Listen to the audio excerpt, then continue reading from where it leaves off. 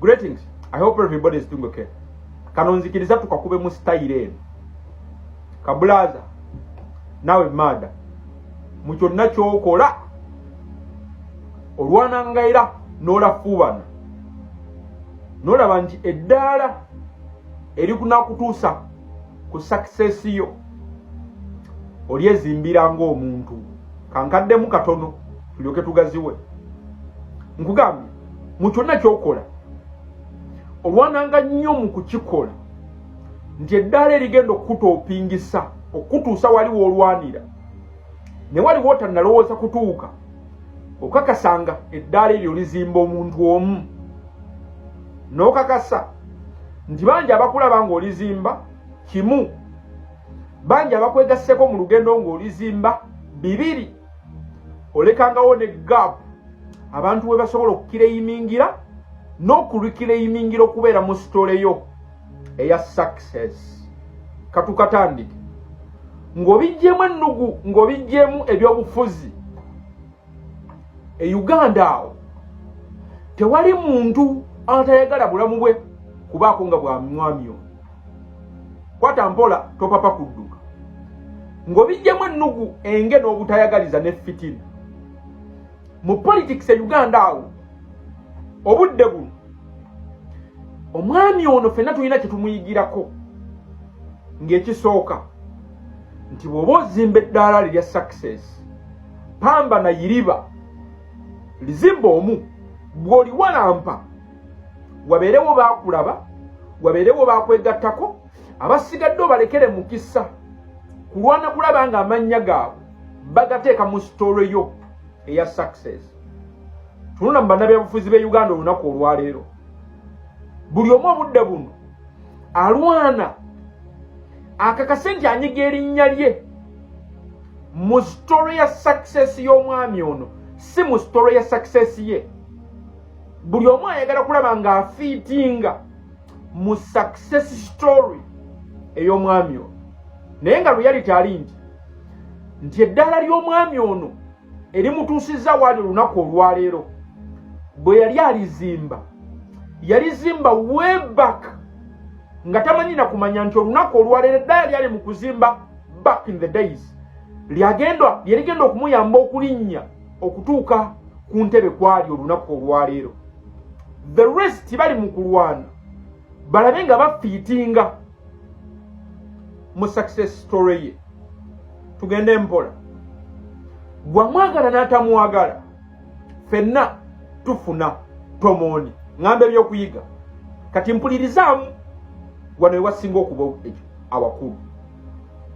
Olaba mu bulamu bw'ensi eno byabufuzi si byabufuzi yahe Nsereko Mpuuga Kenzo Kamiliyoni Bebekulu Museveni Muhoozi n'abasigadde bakajajjatta bonna ng'obagasse buli omu yeegombayo olunaku luno wano. Kankiddemu mu bulamu bwa buli muntu byabufuzi si byabufuzi music si music wonna w'oli buli muntu yeegombayo okufuna olunaku nga luno wano. Tebakulya ssente nti kino waliwo atakiroota kino kiraba kirooto kya buli munnabyabufuzi kirooto kya buli celebrity kirooto kya buli muntu ayagala okumanyika. This is everybody's dream. Naddala abo bali mu limelight kino kirooto kya buli ka politician kwolaba e Uganda awo kino kirooto kya General Museveni kino Muhoozi buli wagwa ku ttaka kino kye kirooto kye. Eno gy'olaba wano yessala ya kannabyabufuzi akakeera ku makya nga kamwogerera kino ky'olaba wano buli omu kyalwana okufuuka. Mu bulamu bw'ensi ffenna twandyagadde nnyo mu buli omu kyakola olunaku lukye nga reception eno yiyo ng'omukwano gw'abantu gukubuza emirembe ng'oyagalwa nnyo nti gwe n'okwebaka tewebaka lwakwagwala nnyo. Jeno Muhoozi omukadde jjajjaffe agenda yanjagadde nnyo okubaako waayita nga kino kyafuna eno reception ayagala nnyo ng'avuga konvoyi ye nga waliwo abamulinze. The unfortunate party eri nti tasobola kukifuna nga tataddeemu wano. Labayo wano bazze bakugamba ebbanga lyonna nti abantu ono bamukuŋŋaanirako simply because he's an artist. Era nga bakugamba nti afuna abantu bangi, they come to see an artist. Ekibuuzo kiri nti as we speak right about time, Jeno Muhoozi alina ba artist abasukka 50 mu kabiina akakapeeroyu ne Museveni nga kwobagasse. In every place they go bagenda naye ba artist nkumuliitu. Ekibuuzo kiri nti bwe kibanga ekikuŋŋanya abantu ku mwami ono kuba nti musician is an artist, ekibuuzo kiri nti mutuweeyo ku vidiyo ez'abantu abakuŋŋanira ku hoteeri abayimbi ba Jeno Museveni we basula. Once again approving obulimba bwa Jeno Museveni nti bulimba ayiye amazzi mu bulimba bwa Jeno Museveni. He has diluted the lies. Mulundi omulala adalutinze obulimba. Bwe mubanga mugamba nti ekimukuŋŋanyako abantu kuyimba abayimbi mwe ababasinga obungi, where are the numbers abayimbi abo we basuze? Tebalina babaagala? That's the question. Katugende mpola. Kati gwe omwana ayagala enkyukakyuka wano wopeyingira attention. Wakati ng'osaba essaala eyo ono kyakulembera kigguke, tukyenyigiremu mangu kigguke.